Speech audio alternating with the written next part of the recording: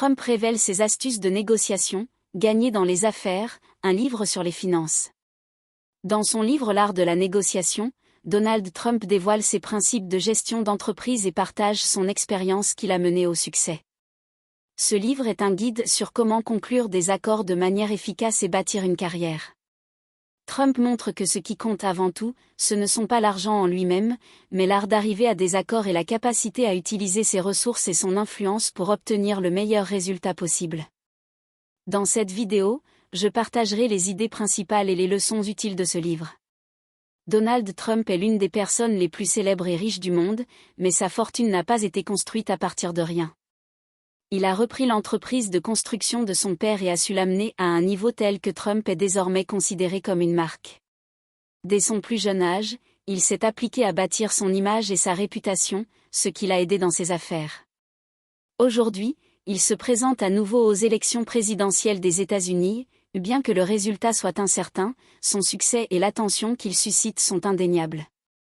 L'art de la négociation est le premier livre écrit par Donald Trump, et il est devenu un best-seller. Cet ouvrage révèle sa passion pour les affaires. Selon Trump, il ne travaille pas pour l'argent, il en a suffisamment. Ce qui l'intéresse, c'est le processus lui-même, des négociations jusqu'à la finalisation des accords. Il se passionne pour la recherche d'informations sur l'immobilier, les villes et les gens, et utilise ses compétences en communication pour atteindre ses objectifs. Un fait intéressant de sa vie, enfant, Trump était rebelle et audacieux, ce qui a poussé ses parents à l'envoyer dans une académie militaire pour y trouver de la discipline.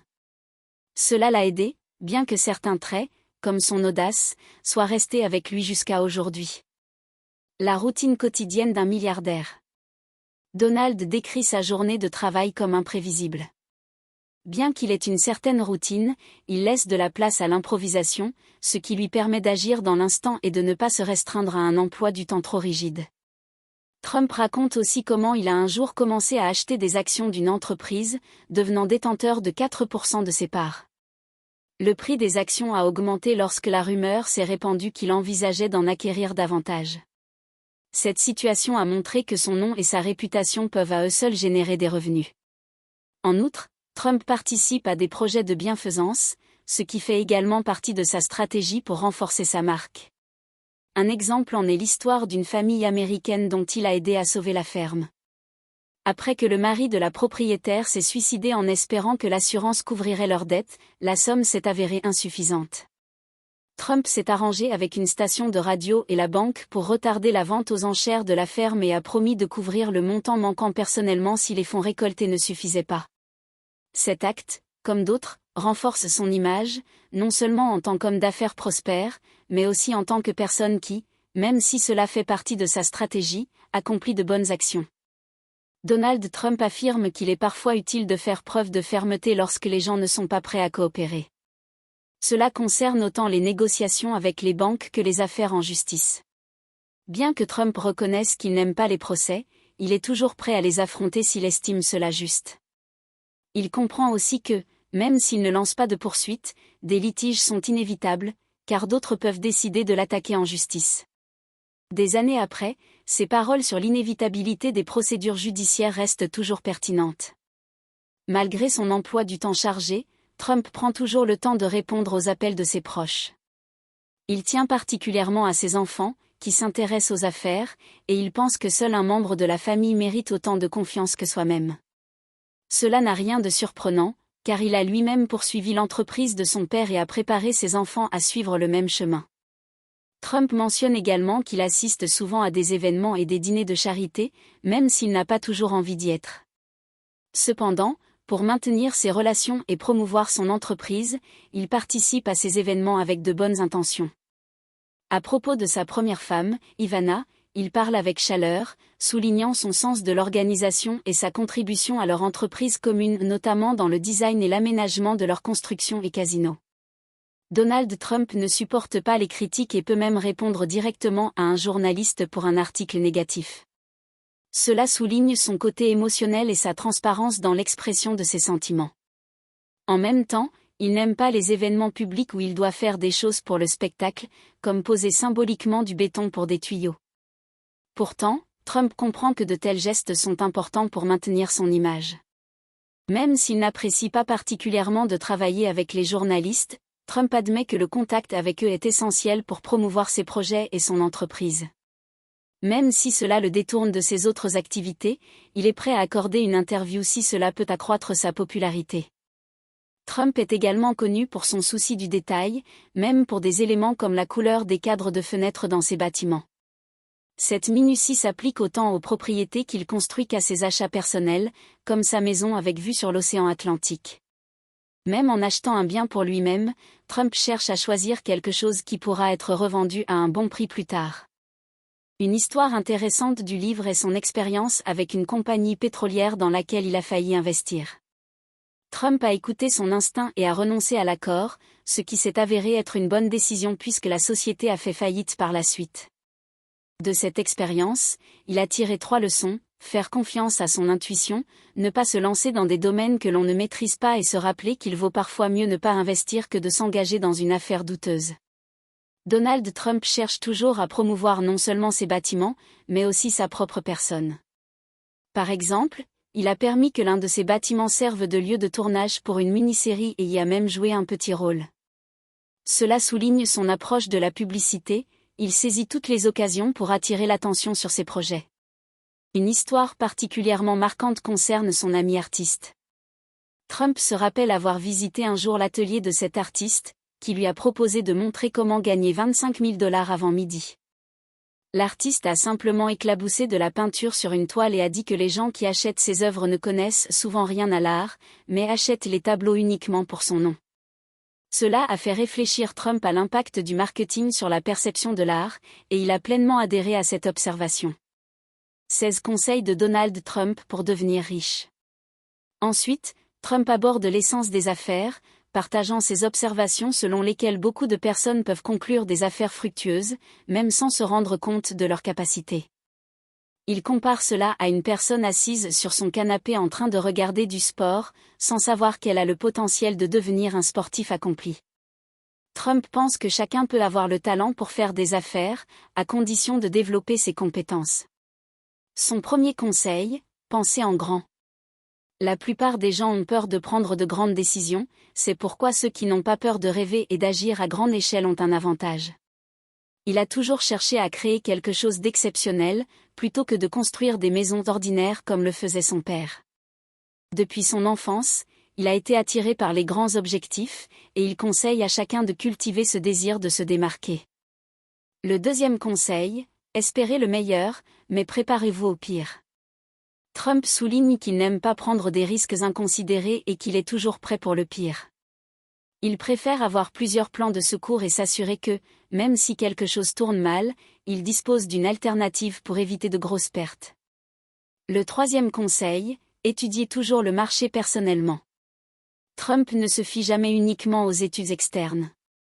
Il préfère visiter lui-même les quartiers où il envisage des achats, parler aux habitants et tirer ses propres conclusions. Pour lui, il est essentiel de comprendre l'avis du public, car, comme il le dit, si le public aime un film, la critique importe peu. Quatrième conseil, cherchez les leviers d'influence sur l'autre partie. La partie la plus importante d'une affaire consiste à convaincre l'autre partie qu'elle a davantage besoin de cet accord que vous.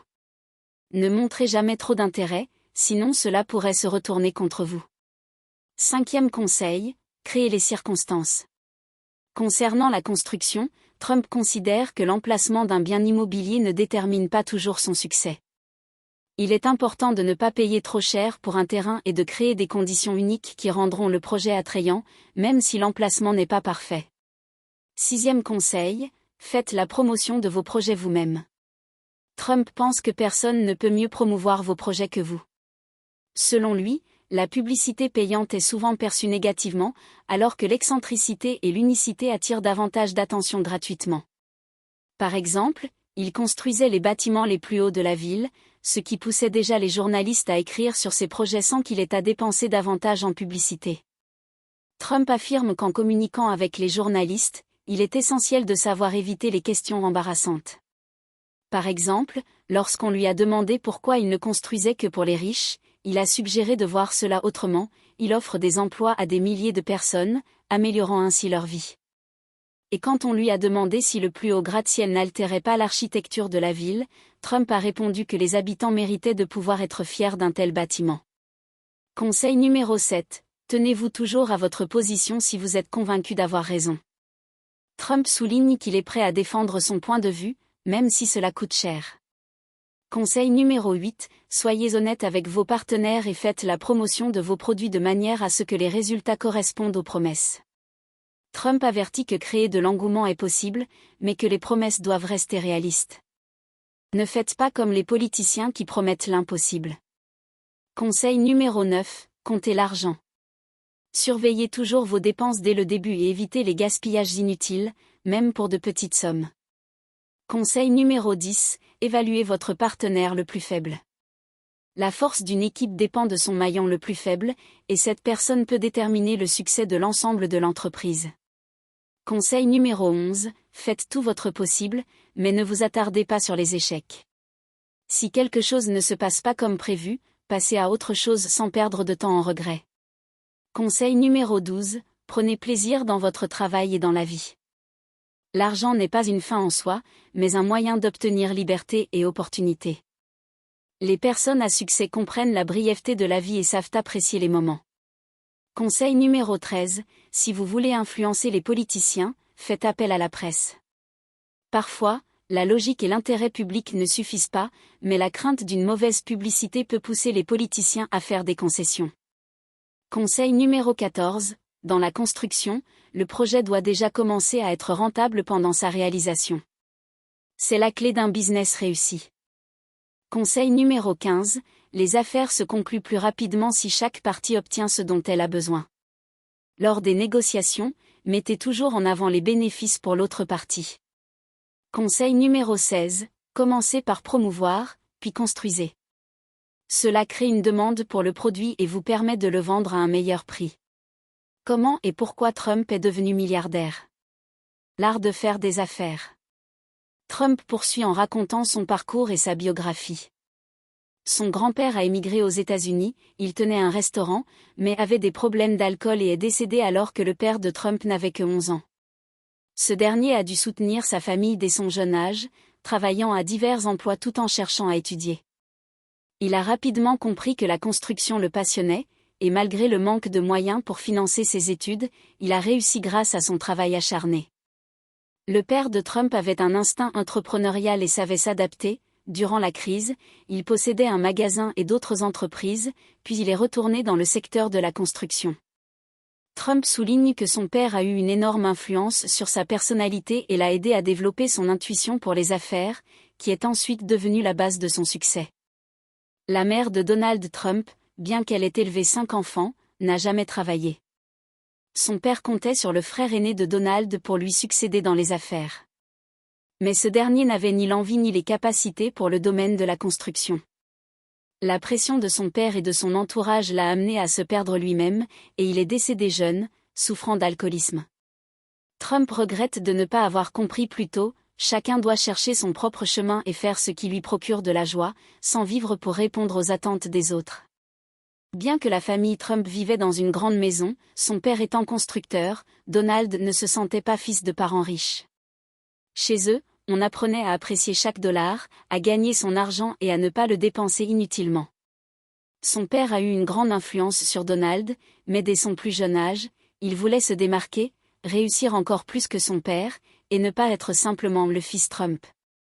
Donald rêvait d'une carrière au cinéma, ayant hérité de son goût pour le glamour de sa mère, qui aimait le luxe. Cependant, il a finalement choisi une école de commerce prestigieuse. Il souligne que le diplôme n'est pas le plus important, car le monde des affaires réelles est loin de la théorie. Après ses études, Trump est revenu travailler avec son père. Ce dernier n'a pas dissimulé à son fils les dures réalités des affaires. Donald devait collecter les loyers auprès de locataires qui, souvent, ne pouvaient ou ne voulaient pas payer. Trump rêvait d'améliorer ses quartiers, mais avec des loyers bas, il y avait peu de possibilités pour cela. Constatant les limites de cette activité, il décida de suivre sa propre voie. Il est intéressant de noter que, malgré le pragmatisme de son père, Donald a tout de même réalisé son attirance pour le luxe, devenant non seulement un homme d'affaires, mais aussi une personnalité médiatique, avec une popularité comparable à celle d'acteurs célèbres. Il a participé à des talk-shows, est apparu dans de nombreuses émissions de télévision et même dans des films, ce qui souligne son succès et sa polyvalence. Déjà à l'université, alors que ses camarades s'intéressaient aux bandes dessinées, Trump recherchait des biens immobiliers mis en vente par les banques. Ainsi, avec son père, il a acheté un immeuble pour 6 millions de dollars, alors que son précédent propriétaire avait dépensé 2 fois plus pour le construire. Ils l'ont remis en état, fait de la publicité et loué les appartements. Les premiers locataires venaient de milieux modestes, peu habitués à la vie en appartement et ne pensant pas qu'il était nécessaire de payer.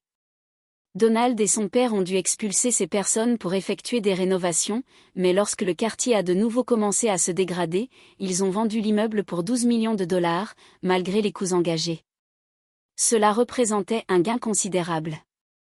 Lorsque Trump a décidé de réussir à Manhattan, il n'a pas hésité à quitter la périphérie de New York pour s'installer au centre-ville. Il a loué un petit appartement au dernier étage et rêvait de plus grand, imaginant visuellement cet espace comme un Penthouse. C'est ainsi qu'il a commencé à se bâtir une présence parmi les riches et les influents. Pour faire connaissance avec l'élite de New York, il a décidé de devenir membre d'un club prestigieux. Bien que sa première tentative ait échoué, sa candidature ayant été rejetée faute de connaissances au sein du club, Trump n'a pas abandonné. Il a continué à appeler, demandant s'ils avaient une liste de membres pour repérer des contacts potentiels, mais a de nouveau essuyé un refus. Trump a finalement obtenu le numéro de téléphone du directeur du club en appelant et en se faisant passer pour quelqu'un qui devait transmettre un message important. Cela lui a permis de contacter le directeur et d'expliquer son désir de devenir membre du club, malgré son manque de contact parmi les adhérents. Lors de sa première rencontre, il fut choqué de voir que les riches et puissants se permettaient de boire en grande quantité. Trump, étant sobre et habitué à travailler dur, ne comprenait pas comment on pouvait se saouler jusqu'à perdre la mémoire. Lors de la deuxième rencontre, avec moins d'alcool, le directeur du club a accepté de faire entrer Trump, à condition qu'il ne s'approche pas des jeunes épouses des membres. Cela a surpris Donald, car il a toujours vu la famille comme quelque chose de sacré, héritant de sa mère de fortes valeurs morales. Pour Trump, être membre de ce club représentait un pas important pour développer son activité et conclure des affaires.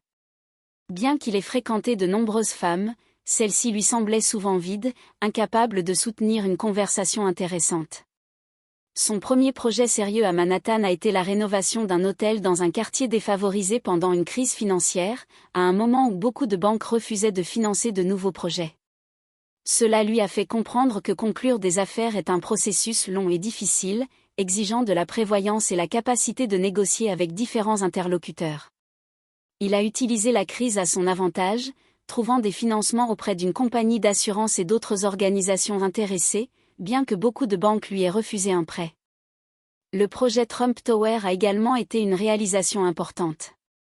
Pour le mener à bien, Donald a dû étudier l'histoire des accords fonciers, et malgré de nombreux obstacles, il a réussi à construire un bâtiment de 68 étages dans un quartier prestigieux de New York. Ce bâtiment, décoré de marbre rare et doté d'une fontaine luxueuse, est devenu le symbole du succès de Trump, qui continue d'y vivre et est fier de ce projet monumental. L'histoire de Trump montre l'importance de la détermination dans la réalisation de ses idées et de la persévérance dans l'atteinte de ses objectifs. Une nouvelle étape de son entreprise a commencé avec l'ouverture d'un casino. Trump a appris la chute des actions des hôtels Hilton en raison d'une grève et a compris le potentiel lucratif d'un casino. Il est allé dans un autre État pour étudier les endroits propices à la construction, même si la loi sur la légalisation des jeux d'argent n'était pas encore passée. Trump ne s'est pas précipité pour acheter des terrains à des prix élevés, mais a attendu une crise sur le marché immobilier.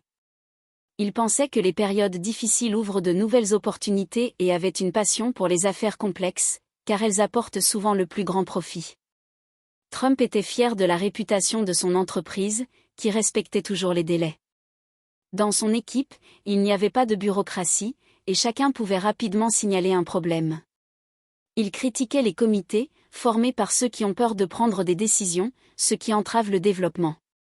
Bientôt, Trump est devenu propriétaire du plus grand casino d'Atlantic City, rachetant la part de son partenaire et augmentant les profits en attirant les meilleurs gestionnaires. Il remarquait que les circonstances négatives peuvent se transformer en atouts. Quand Trump a rencontré des difficultés pour expulser des locataires, il a refusé d'utiliser des méthodes moralement douteuses, bien que cela ait ralenti le processus. Il a souligné que les aides gouvernementales pour le logement avaient conduit à la dégradation des immeubles à New York, et de nombreux propriétaires avaient fini par les abandonner. Cependant, la lutte avec les locataires a finalement contribué à l'augmentation des prix de l'immobilier, lorsque Trump a décidé de moderniser uniquement un bâtiment, en laissant un autre dans son état initial. Trump parlait de l'importance de la patience dans les affaires et du fait que parfois, il vaut mieux attendre pour conclure une affaire avantageuse.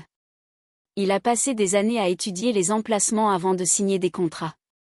Dans son livre, il critique également les autorités municipales et propose des améliorations, comme dans le cas de la construction de la patinoire, que les entrepreneurs n'avaient pas pu achever en 6 ans.